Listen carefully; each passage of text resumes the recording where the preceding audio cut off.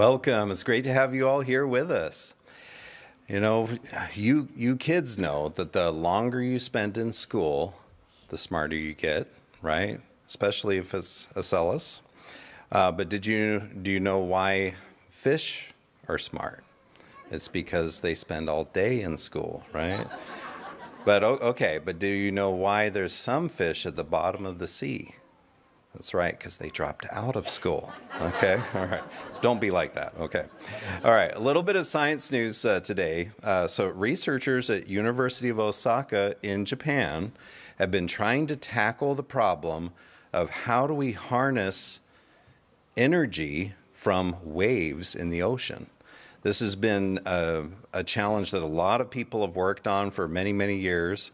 It is such a great opportunity. There's these waves crashing in all the time. If we could just find a way to harness that, we could put that to work as this renewable energy. Well, the waves tend to come in different amounts and different speeds.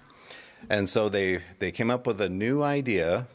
And have you ever heard that saying, you know, if you're going to make money, you got to spend money. You got to spend money to make money. I'm not sure if that one's true. But with this one, they think you want to spend some energy to get some energy. So they've created a gyroscopic system that floats out there on the ocean and spins a gyroscope, and they capture the variance of the waves that is pushing against that gyroscope. So they have to use some energy to spin the gyroscope, but then they're able to capture waves at all these different speeds. At least that's the theory, and now they're going to try and build a prototype, so hopefully that'll go well. All right, well, it's time to get it over to Dr. Joshua for How to Study with Acellus Gold.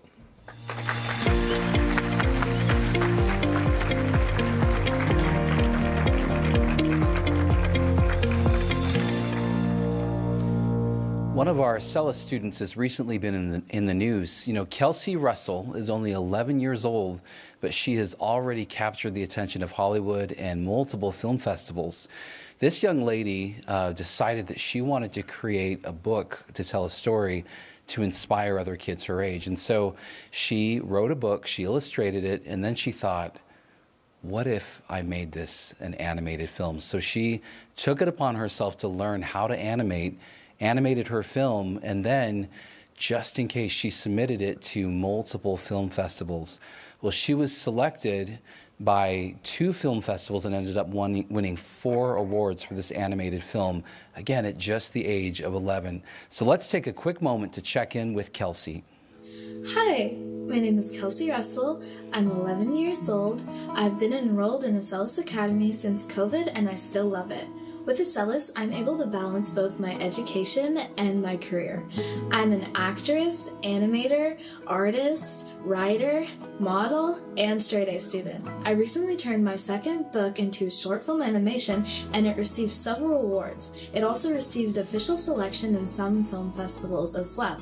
I also voiced 2 characters. I've been cast in commercials, music videos, a web series, short films, and print. Due to the flexibility of the program, I'm able to have days on set and come home to finish the rest of my schoolwork.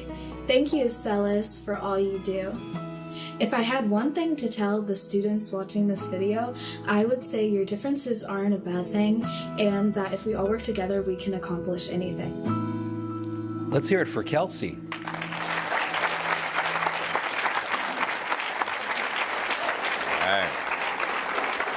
Well, it's time to get it over to Dr. John for the Technology Spotlight.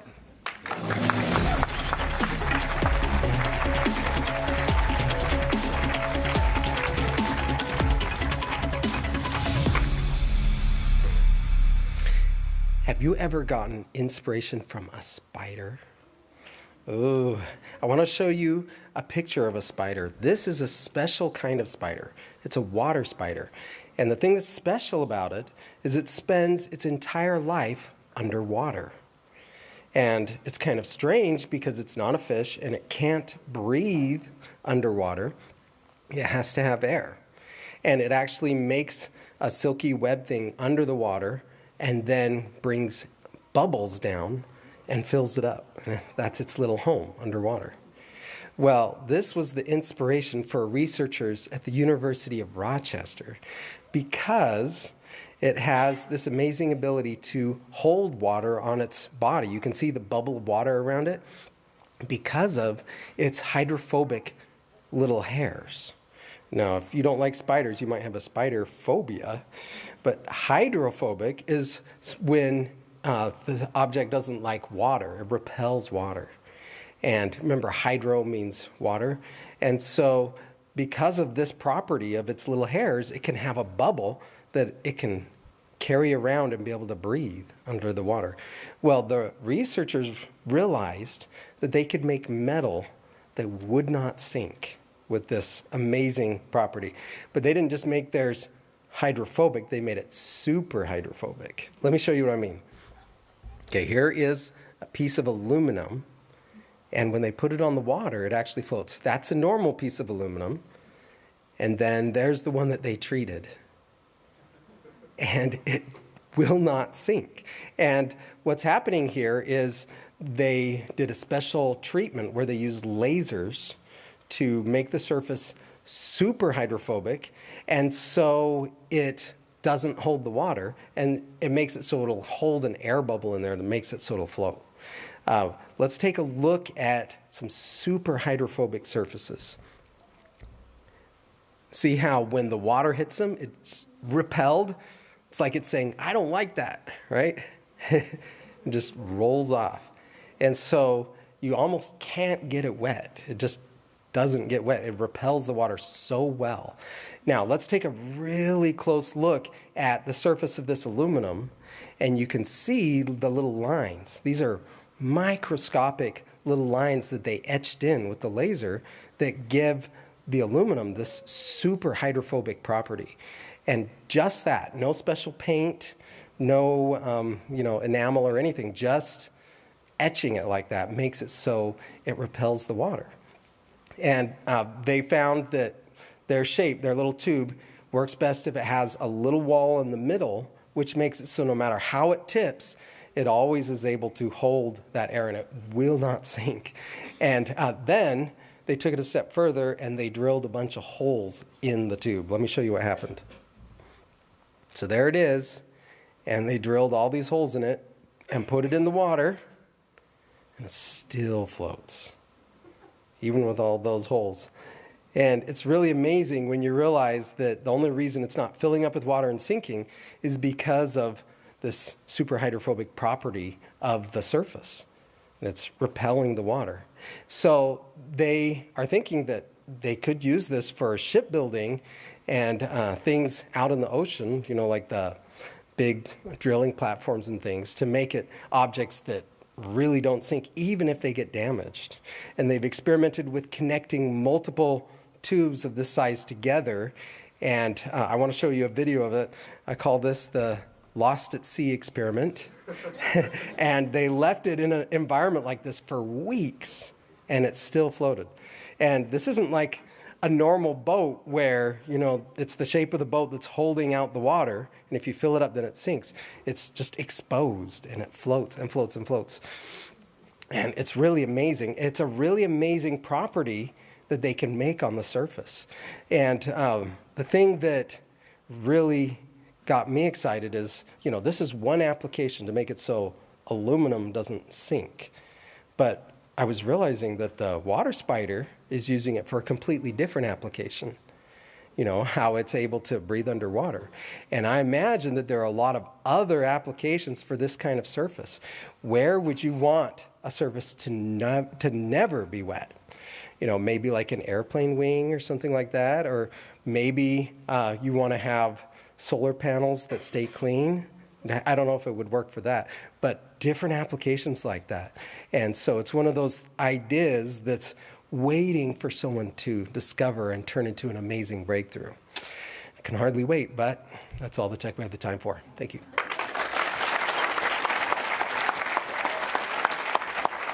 All right. Now it's time for Breakthrough Moments in Science with Tobias.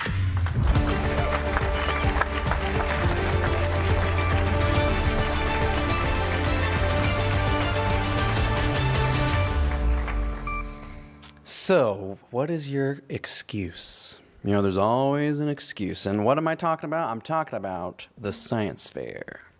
Yeah, it's always, oh, I was gonna enter the science fair, but then, you know, I was gonna enter the science fair and then I couldn't find any bacon seeds, you know? Or I was gonna enter the science fair and I planted the bird seed and never hatched, right? Or a more classic, I was gonna enter the science fair, but they already thought of everything. There was nothing new to discover. And it turns out, we're going to talk about a scientist who actually discovered something building on a different discovery, which is a really clever thing to do if you're thinking about entering the science fair and getting over the excuses, okay? So this scientist learned about another discovery a different scientist had made, and that gave him an idea. So he learned about Sir Isaac Newton's discovery of the prism. Now remember, Sir Isaac Newton, the famous discovery where he took the sunlight, this white light, and he took a prism and split the light into that spectrum, the rainbow of colors, and proved that the sunlight had all those colors inside of it. And he identified 7 colors. So he had the red, orange, yellow, green, blue, indigo, and violet. Some historians say he liked the number 7, so he was like, it's blue, indigo, violet, added a little color in there. But that was the spectrum. So our scientist, and his name is William Herschel, he did a lot of great stuff in his life, but this experience was he took that discovery and he thought about, what could I find from? He started asking questions. Now, he wasn't entering the Acellus Academy Science Fair, but this idea he had might as well have been a science fair project because it was perfect. He had a question, he had a hypothesis, okay? And his whole thing was, okay, so Sir Isaac Newton split this into a rainbow of colors. I wonder, so you know how when you go out in the sun, you get warm, right? The sunlight is warm. His question was, does that warmth evenly distribute across those colors of light? Or will I find one of those colors has more heat? What an interesting question. And he had a hypothesis that it would vary, that some colors must be less hot than other colors in the spectrum. So now he's got his hypothesis. Now it's time to experiment. Okay, he didn't turn on his webcam. Today I'm going to do for my... He didn't do that, but he did get this whole thing set up. He did the rainbow. He got the sunlight going through the prism. And he put thermometers in each of those colors. Okay, so he has one in all the different colors, also in indigo. But then, if you're a good scientist, you need a room temperature thermometer. So he puts some control thermometers on the outside. Okay, so he's got some outside in the shade, outside of the light. So he starts to look, they got to sit for a while. These weren't electric ones. They were the old kind of thermometers. So he's starting to look at them, and sure enough, it does start to vary in temperature. And the ones, remember, you got red on this side, and then it goes to the orange, all the way to purple, or violet. The violet, the blues, those were cooler. And as you got over to the red, it got warmer, warmer, warmer. That was pretty cool. He had discovered that the temperatures varied and that the red side had more heat. But then there was more, because he looked over at the one in the shade, and it was the hottest. Wait a minute. He probably changed thermometers, put another one out there. You got to make sure something technically isn't going wrong. But every time he put a thermometer just outside the red, it was hotter than all the colors. And this blew his mind. And fun fact, this was actually in the year of February in the year of February. No, actually he was German. In the year of February. No, in the month of February, in the year 1800, is when he made this discovery. And so he started hypothesizing and theorizing there must be an invisible light, because something's coming from this prism, from the sunlight, through the prism, and it's hitting right here. Even though I can't see light hitting here, the thermometer is picking up heat. And eventually, he would call this infrared, and infra is Latin for below. So it's just below red in the spectrum. And we would come to learn that the visible light is part of the electromagnetic spectrum. And so with the spectrum, it turns out the wavelength of the light changes the color. So when we see different colors, it's different wavelengths of light. So if the wavelength gets down to red and then it goes below red, it goes out of the light we can see, but it's still light. So what he had discovered was a light wavelength that we couldn't see, but most of the heat is there. And this discovery would end up, I mean, it would grow and grow, but they would start researching it more. It was this invisible light. They termed it at the time as not fit for humans because you couldn't see it. But boy, could you feel it. And it was infrared. And even today, we use infrared technology. We use infrared lights, but we also use infrared cameras to be able to see things. Like in astronomy, can you imagine all of a sudden looking up at the stars and seeing light that your eyes can't see? But special cameras can. They use it in special electronic systems. So if you need to see what's really hot before you reach out and start touching stuff, see how it's glowing? The camera is picking up not light we can see, but a different light. And it's actually tied to the heat in this case. Look at this teapot. That teapot is not made of lava, if that was, human eye light, but it's infrared. And so the glow we're seeing is actually that heat. And then I got to show you this cool picture, okay? Why is that cool? Well, anyway, watch when we turn off the lights and turn on infrared sensors. Okay, so wait a minute. The infrared light went right through that bag, but look at his glasses. He went matrix zone right there. But see how he's glowing? It's the infrared light coming off of him towards us. And it turns out the glass was blocking the infrared light, even though normal light can go through that glass easily. So it behaves differently. But we've been able to use this in things like night vision and all kinds of technologies in using this invisible light. And we would come to learn that it's not just on the red side. There's another light going out past the violet side. You heard of ultraviolet, above violet. And so it opened up kind of a new exploration for all these different kinds of light and electromagnetic waves. So next time somebody's like, hey, what's your favorite color? You could be smart and go, let me tell you, infrared. Anyway, but don't forget, if you can't decide what to do for the science fair, maybe learn about, or just listen in Science Live, learn about technologies, discoveries, and then see how you can ask new questions and make new breakthroughs. Thank you.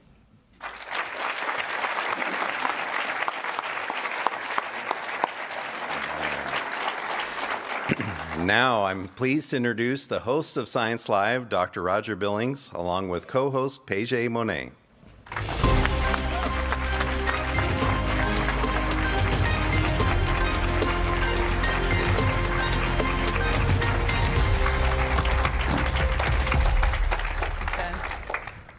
Wow. How many of you realize that Dr. Paige is getting to be a celebrity? No, I think it's because of you. She's becoming you? famous. Becoming famous. That's something. And the reason that she's famous is because she's social. Yeah, that's it. In fact, she invented social. That is true. Do you want to tell us what social actually means? It's where you handle life, all the things in life, with the attitude of really taking it on and not getting your feathers ruffled. So it's not being nice I don't necessarily. have feathers. People think that social and being nice are the same thing, but it's not. So social sounds like a pretty dignified thing, doesn't it? It is. I wonder how that word came about. Where'd it come from? Can you tell us the story of the birth of the word social? I can. All those in favor of hearing this story? Okay, look, a lot of hands going up. Okay, so we'd just like to hear how you made this invention. Yeah. So what happened was I got tasked with filming a class. Mm-hmm. And that was on my third one. Lucky for you. What? Lucky for you. So I was sitting there, and it had been a few years, and I was sitting in the chair, and I was getting all ready, and I was saying, okay, welcome to social emotional learning, and I couldn't say that. for the life of me. Why not? I don't know. It just came out. We're going to talk about social tonight and today. And I tried over and over to say social emotional. I thought, what the heck is that? What is social emotional? So the moral to the story is, You can't say it. Make it if up. you can't talk, don't get discouraged. Don't get flustered. That's right. Just make a noise and then call it a word. Make a noise and call it a word. We can make a t-shirt. Make a noise and call it a word. Social. Be social. Social. But that's what happened. I couldn't say the words. I'm feeling social today. Yeah? Yeah. Well, how's it feel? It comes up like this, you know, and I feel like I care about everybody. That is part of it. Yeah, well, that is part of it. it is being a little bit more serious. This woman has really changed a lot of lives, and I'm so proud of her. And I would like to just really shout out a great praise of her tonight, but I can't. Okay. Because I was the one that discovered her. Yes, it's true. And he's the one who put me in And that you class. have no idea how hard it was to get her to teach that class. No, you Should we guys tell them don't. about No, that? no. That's So a really once bad upon a example. That was not my Yeah. brightest moment. Well, you see, Acellus was just going gangbusters. Okay, this is called Science Live. Yeah, Science Live. Okay, does anybody want to hear this story? we got to be social. Okay, so here's what happened. Somebody invented the idea that schools need to teach social emotional education. Yeah. Except no one knew what that was. And so schools came to us and said, can Acellus please help us? We have to teach social emotional education, but we don't have any teachers that have been taught social emotional education. And I thought for a minute, what do I do when I don't know what to do? And so I said, so what was your degree in? Electrical engineering. Yeah, and did you know that one branch of electrical engineering is social emotional?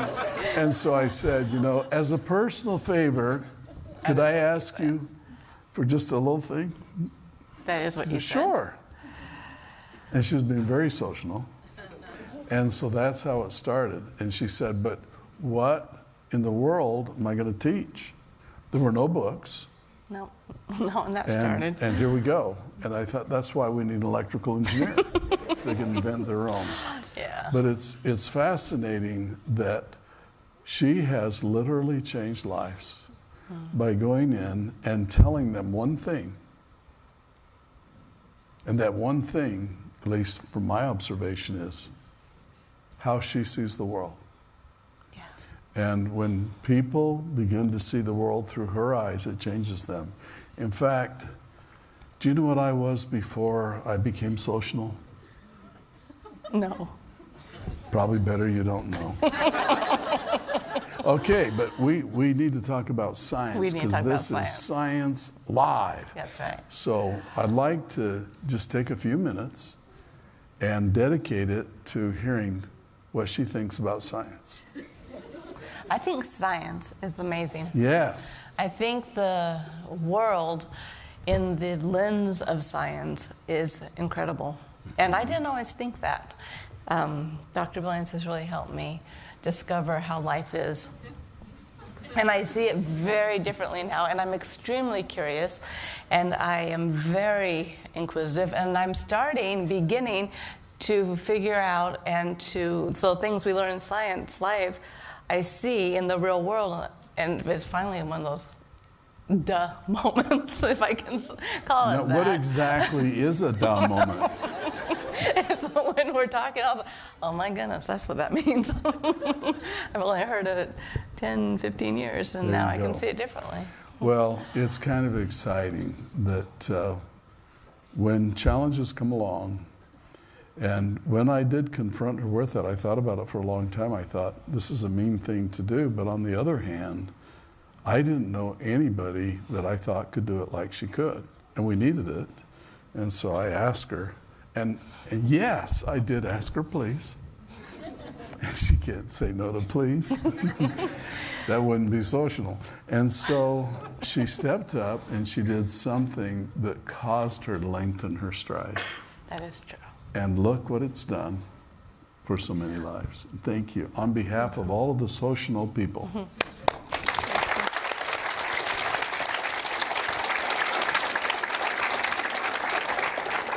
So, I have here today my friend.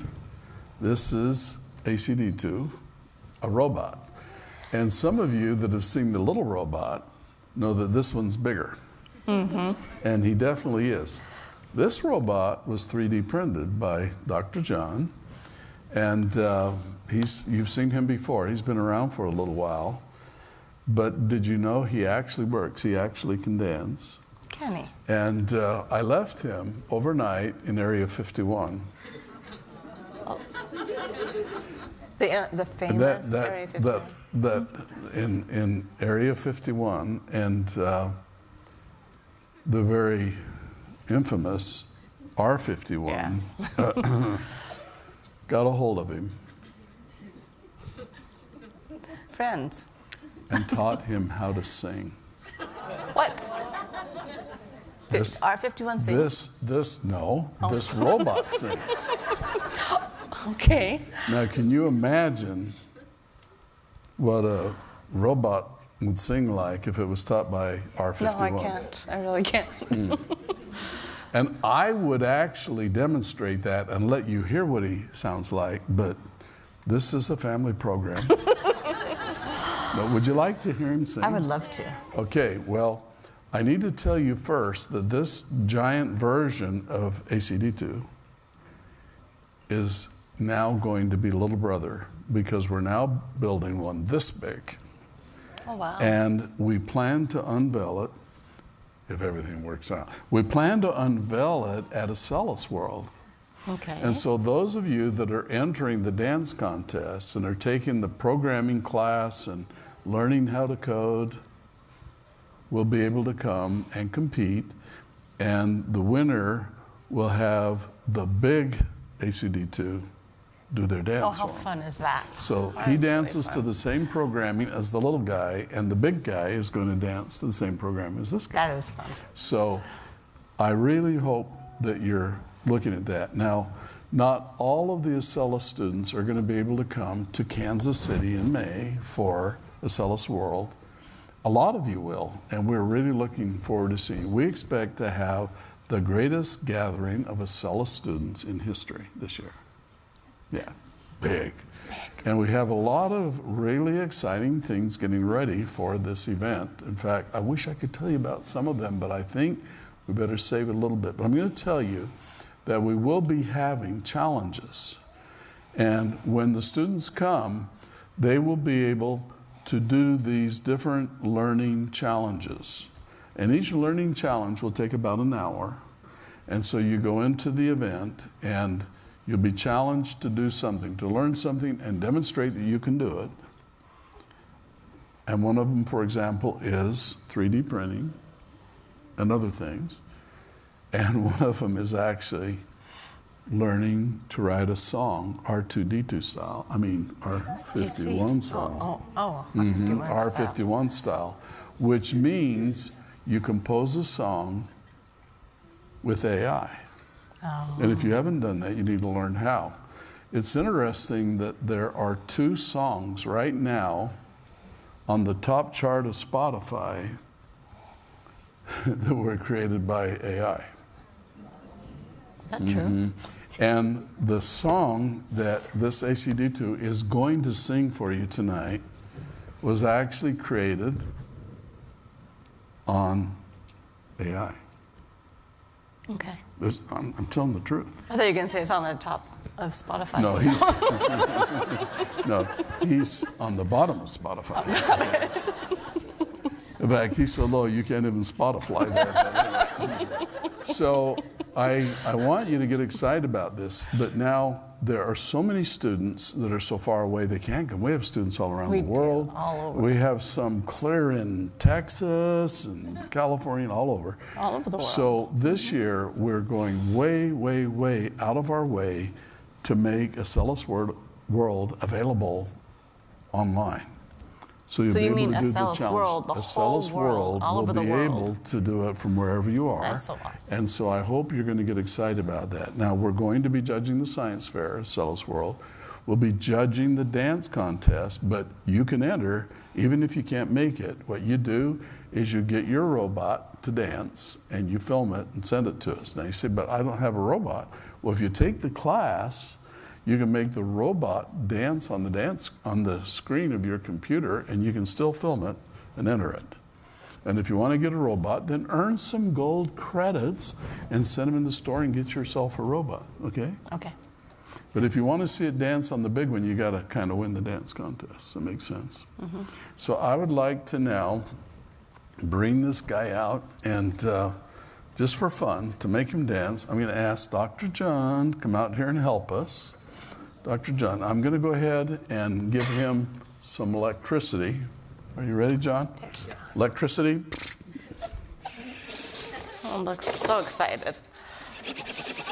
Yeah. Woo. Shimmy, shimmy, shake, shake. Doesn't that feel social? That's what social feels like right so there. he now is live. Now, we need you to sing your new song for us. Would you do that? And could you dance to it too? Okay. Here he is.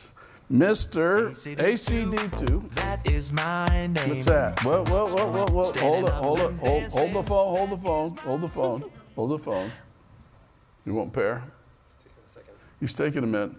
He's shy. We've got to get him talking to really the shy. computer because the dance steps he does are very hard to remember. And so he has to let the computer do it. But you know what I'm going to do? While we're getting this paired, should I start him again? Well, I think just need to hold a little closer. A little closer. I'm going to do something. I'm going to turn back on. Okay. Yeah, we've been through this before. I want you to hear the song that he sings before he dances, because I want you to hear the words. Would that be okay? So while you're getting him ready, is he ready? On your marks, get set.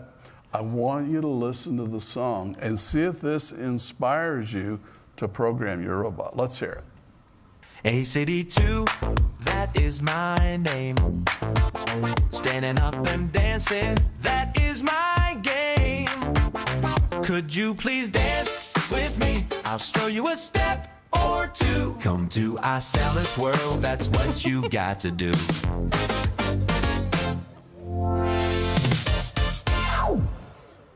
That's pretty good. Having a hard time deciding. Yeah, he was doing it before. Okay, we've got him ready. We're going to do it one more time, and this time I want to see you dance. Okay? All right, hit it. ACD2, that is my name. Standing up and dancing, that is my game. Could you please dance with me? I'll show you a step or two. Come to Acellus World, that's what you got to do. Like me. Yeah. Thank you, John. Appreciate it. So, I hope you're getting excited. The things that are going to happen to Acellus World this It year is exciting. It's are so very exciting. I am jittery excited. It's really some fun. of the things. Yeah. So it's going to be fun. You really, really want to be here in person or virtually. Okay? Either one. Plan on it. Either way. Virtually means you come over the internet, but it's going to be a lot of fun. Okay. Okay, so, what? Ready for the next thing? We're ready for the next thing. The next thing is we want to go back because we've been learning about integrated circuits. And you gotta keep in your head all this stuff we've been through. So we started out, are there radio waves? Yes. And then we had this little tube that would conduct electricity if it was in the presence of radio waves. And then we figured out how we could make a crystal radio, and then vacuum tubes, they could amplify the weak signal. And then transistors, like a vacuum tube, but you don't need a filament, don't take so much power, it can switch a higher frequency, you can make a computer out of it. And then last time we introduced integrated circuits. And remember, an IC or an integrated circuit is a little tiny circuit that has a bunch of transistors and parts on it inside one little part. So it's like a whole ton of transistors. And And so you can put these integrated circuits together and you can make it do great things. And I'd like to continue on that because we are marching towards today. And we're gaining on technology fast. Technology is always advancing, but we're jumping faster and we're going to catch up. And by the time we're finished with this Science Live agenda, you're actually going to be able to run your cell phone. Yeah? I hope. Actually, you're going to look at it and say, oh my goodness, this is part amazing, true, right? isn't it? Yeah. Wouldn't that be great? That's very true. So normally at this point, I would take us straight to the proteges where hopefully they're prepared to tell us a little more about what's going on. But I have to take a little detour because I have a special request tonight. And if you wouldn't mind, little guy in Area 51 has a few things he wants to share. He thinks he's got something big. Let's see what he's got. Okay.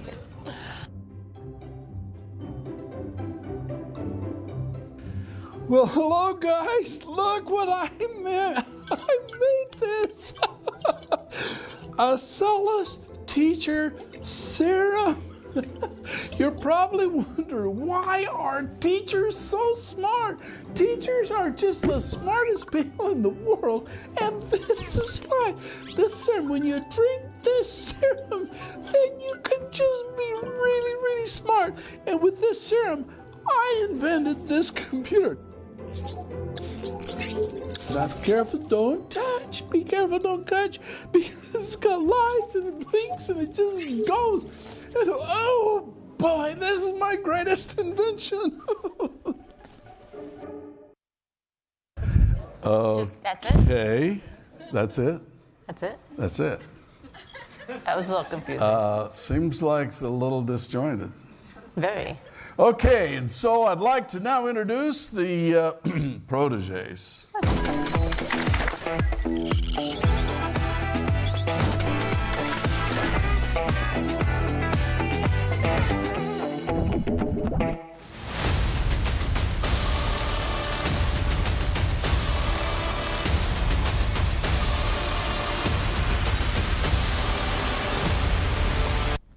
Yo, catch. Dude, did you know that by cell count, you're only 44% human? 40%? That's gross. Ugh.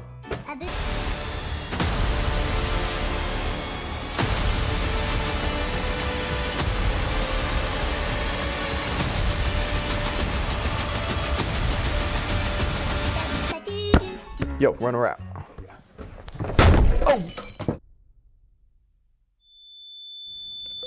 Oh, I think that was for tonight. I think so. I mean, what even is a binary decade counter with a frequency divider? I have no idea. You guys know you're live right now, right? Oh, hi guys. Our question for this week is, how can we build a binary decade counter with a frequency divider? In under 10 minutes. What even is that? No idea. I mean, we're in Area 51. R51 has to have something. You know what, that's to help true. us. Let's check these drawers.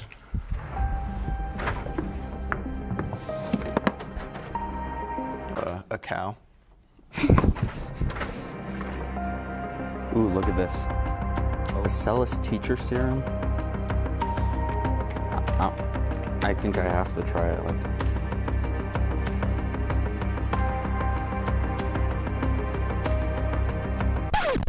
Do anything? I don't feel anything.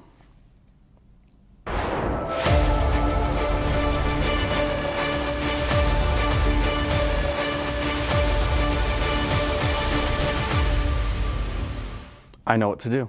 Yeah? The social thing to do would be to apologize.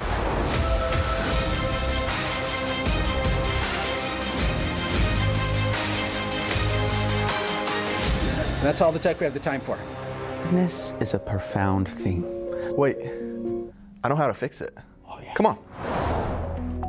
To build this, we're gonna need some integrated circuits. Now remember, an integrated circuit is basically a whole circuit consisting of sometimes resistors, capacitors, different electric parts, but it's all on one semiconductor material. Now, not every integrated circuit is the same. Different circuits have different jobs. And when we combine several of these circuits, that's when we can do some really neat things. Let's meet our integrated circuits for this experiment. Ladies and gentlemen, in the blue corner with a staggering 75 transistors, help me welcome the Decade Counter. Using this incredible circuit, you can count all the way from 0 to 9. Nice. You can think of this like a person with 10 papers. On each paper are numbers from 0 to 9. Whenever I give them the signal, they will count up 1, and they will hold that number until the next signal is given. We call this a decade counter because there are 10 total numbers, 1 through 9 and 0. Now remember, it only counts up to 9. So if we hit 9 and we get another pulse, it will start over at 0. Let's take a look at how we would use this IC in a circuit. This is where we hook up our power, and this is where we hook up our ground. This is how we turn on the circuit. Whenever we want to count up by 1, we put a signal on this pin. These pins are our output pins. But wait, there's only 4. We have 10 numbers that we want to show. This is where we use binary. Remember, in binary, we only use 1s and 0s. So if we were counting to 9 using binary, 0 would be 0, 1 would be 1, but wait, what would 2 be?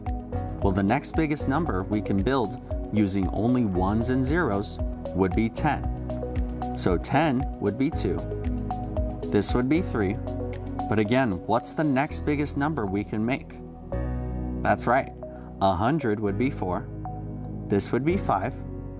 This would be 6. This would be 7. This would be 8. And this is 9. So by just using 4 pins, we can transmit numbers all the way up to 9. And that, ladies and gentlemen, is the Decade Counter.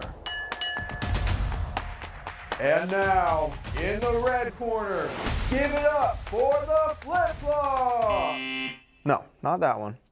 The flip-flop integrated circuit! Now the flip-flop only has 2 states, on and off. Think of it like this guy. Every time he gets a signal, he'll flip whatever his signal is. That's why it's called a flip-flop. If he is off and he's given a signal, now he's on. If he's on and he's given a signal, now he's off. That's all a flip-flop does. Let's take a look at how this integrated circuit actually works. Here is where we hook up our power, and here our ground. These are going to power our entire chip. Now this chip actually has 2 flip-flops, so we'll look at those 2 separately. For the first flip-flop, this is the input pin, or how we give it the signal to flip. This pin shows what the flip-flop is currently storing. If it's a 1, then there will be a voltage here. If it's a 0, there will be no voltage. And this shows the opposite. So if the flip-flop is storing a 0, there will be a voltage here, and if it's storing a 1, this will be off. And for the second flip-flop in this IC, this is where the input goes, this is the output, or where we can read the current value of the flip-flop, and this is where we can read the opposite of the value of the flip-flop. And then this pin is the clear pin. If we send a signal here, then it resets the flip-flop to 0. And then we have basically the opposite of a clear pin, the preset pin. If we send a pulse here, then it forces the flip-flop to be a 1. And that, ladies and gentlemen, is the flip-flop. And in the yellow corner, a 2-for-1 special, a tag team match. Ladies and gentlemen, help me welcome the 7-segment display. And his sidekick, the 7-segment driver. First, let's talk about our 7-segment display. Now, you've probably seen these in clocks or other electronic devices. The reason we call it a 7-segment display is because of these 7 lights that we can turn on. The 7-segment display pairs with the 7-segment driver. You can think of the driver as a translator. When the 7-segment display receives a message in binary, it doesn't understand what it's saying. That's why we need the 7-segment driver. He's the translator. Let's look at how we're using our 7-segment driver in our circuit. This pin is our power, and this pin is our ground. These 4 pins are where we receive a number in binary, and these 7 pins are where we output to our 7-segment display. And that, ladies and gentlemen, is our tag team for this evening, the 7-segment display and the 7-segment driver. This is where we meet possibly the most famous, highly anticipated circuit, the incredible, the great and talented 555! Weighing in at a staggering 450 milligrams, this incredible circuit contains 25 transistors and is able to produce a pulse of electric current at a steady, repeated interval.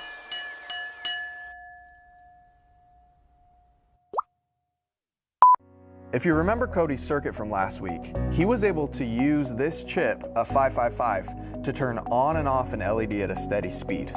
That's basically what this chip does. You can think of this like a guy with a bucket of water.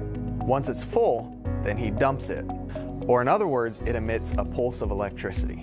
Let's take a look at the pins for a 555. Now to use this IC, we're going to need another electrical component called a capacitor. A capacitor is basically a battery, except once it's fully charged, it discharges all of its energy at once. So we use this capacitor like our bucket of water. Once the capacitor is full enough, then it's discharged in a moment. We usually hook up our capacitor to these 2 pins. Think of this pin like our start pin. When the voltage drops low enough, it tells our IC to start emitting a signal. And think of this as our stop pin. When the voltage goes high enough, or when the capacitor is charged, it tells us to stop emitting a signal. And that is the 555 integrated circuit. And now that we've met our parts, let's do some assembling. We laid out our parts with some different wires, capacitors, and of course, our ICs. This is a breadboard. Let's go over a little bit of how this works. First of all, these are our power rails, but you can see how they aren't connected. So the first thing we'll do is we'll connect all of the power rails so we can just run power to one spot. Now we can put in our ICs. First we'll add the 555, then the decade counter, then our 7-segment driver, and our 7-segment display. Let's go ahead and wire those in.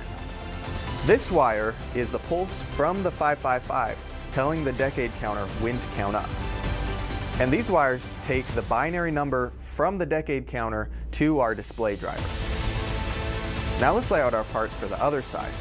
First we'll have a flip-flop, then a decade counter, then our 7-segment driver, and our 7-segment display. So this is exactly the same as the other side, except for this flip-flop chip. Now remember, the flip-flop has 2 flip-flops inside of it. So we're going to add a switch here that can decide if we use one flip-flop or both flip-flops. And the rest of the circuit is exactly the same as the last one. We're running really low on time. 10, 9, 8, 7, 6, 5, 4, 3, 2, 1.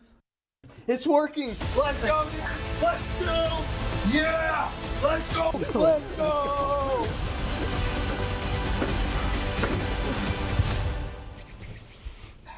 Do you think we've celebrated enough? Probably. Let's go look at how it works.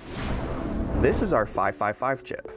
It pulses once about every second, and you can control that using the capacitor here. But every time this ticks, this display counts up. How do we do that? Well, we send our signal from our 555 over to this guy, which is the decade counter. If you remember, that guy can count up from 0 to 9, and it stores it in binary. So we send the number in binary over these orange wires to our 7-segment driver, and this guy translates that binary number into which of the 7 segments should be turned on, powering this guy.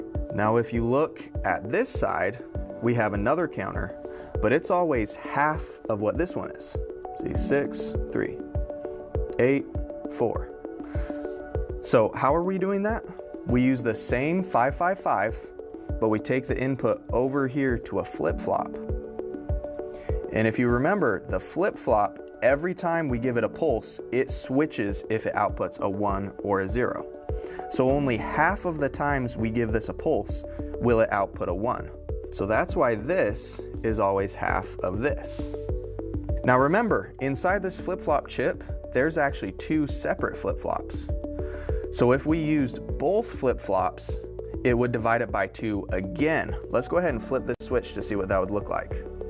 Now this one only ticks every 4 times this one ticks. Now that's 4, 1. When this hits 8, 2. So that's a divide by 4 circuit. So that's why this is called a binary decade counter with a frequency divider, because we count in binary using this decade counter. We send the signal in binary to our driver, which powers our 7-segment display. But if we send that same signal over here using a flip-flop, then we can make it a frequency divider, where this one either divides by 2 or divides by 4.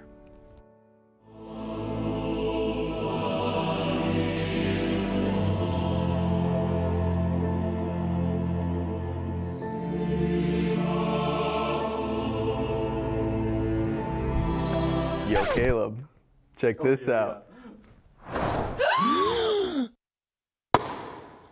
Maybe we should go outside. Good idea. Let's go.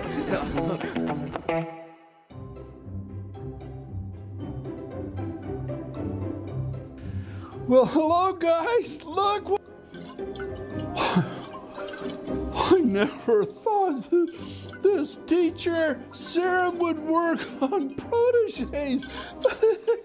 Save the day for the proteges. Wow. Okay.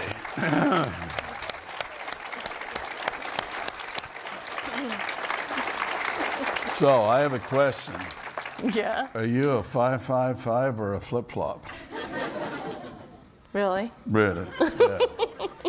So I hope we're starting to get the hang of these. So these little teeny integrated circuits, like the 555 has, they said 25 transistors.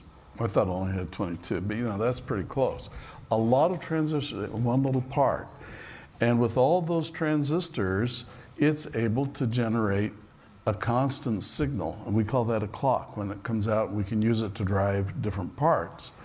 Here we saw how we use the clock to count up these counters. If you change the capacitor, or if you change the resistor driving it, it changes the frequency. It can go very fast, very slow, or extremely slow. You can make it, I've done it where it's 10 or 20 seconds for each pulse. Also had it pulse so fast that you can't even tell it's pulsing. In fact, the other day I was building one of these circuits with a 555. I've done a lot of things with 555. They're a good part to know about. And I did a little mistake on my calculation of what size of capacitor you should put in. And I put in the size to give me 10,000 cycles per second. I turned it on, and I put an LED so I could see how fast it was blinking, and it wouldn't blink. It just was always on. I checked everything, checked it, and turns out it was blinking so fast you couldn't see it blink. Interesting. But it was interesting because blinking that fast is good for driving some of your circuits. I hope you're beginning to see how this works, but they showed us something extremely important today. They showed us that you can use transistors and integrated circuits to divide. So we had a number, and we divided it by 2, and we divided it by 4, and so now we're seeing how transistors, which are switches that turn on and off, can do division arithmetic. And we can show you how it can divide by 7 or 3. In fact, next time, I think it'd be interesting if they'd show us that. So I'm going to challenge them to do that, guys, please. Okay? By the way, wouldn't it be fun if we could find them here? Can we get the camera out here and just shoot right on them? Where are those guys? Can you guys, don't stand up, we'll find you. Where are they? There they are. Hey, there's David. And Caleb's up in the booth running the equipment, isn't he? So he's run the camera, so he won't we put can, it up like, there. like Henry can get Yeah, him. Henry right can there. get him. Come on. Come on, there Henry. he is. Hey. All right. Well, and we do have a wonderful announcement to make, and that is that we have now expanded Oh, we do. the Inventioneers by one. And I'd like to introduce Lady Claudia. Can we bring the camera right over here, Claudia? Now wait, no, face the camera, that's it, yeah. Now there's a girl that knows about science. So she's going to become an Inventioneer because, you know, ladies are really good at science. They are. They're really, They are. and they're learning to be social. We are. Give them some time, they'll get We there. are. So learning how computers can do things like calculating, you're like say, wow, that's awfully hard just to divide by 2. Just to divide, now we're going to learn how to divide by 7 or 6 or whatever. But then we decide how to do all these different things, and that's why we end up with a computer that has thousands and millions of transistors, so it can do everything we want, including display images, do math, write lectures, become artificial intelligence. Advanced intelligence. Advanced intelligence. Yeah. And whatever, and make songs. And make so, songs. Would like to see you back next time. Thank you for joining us.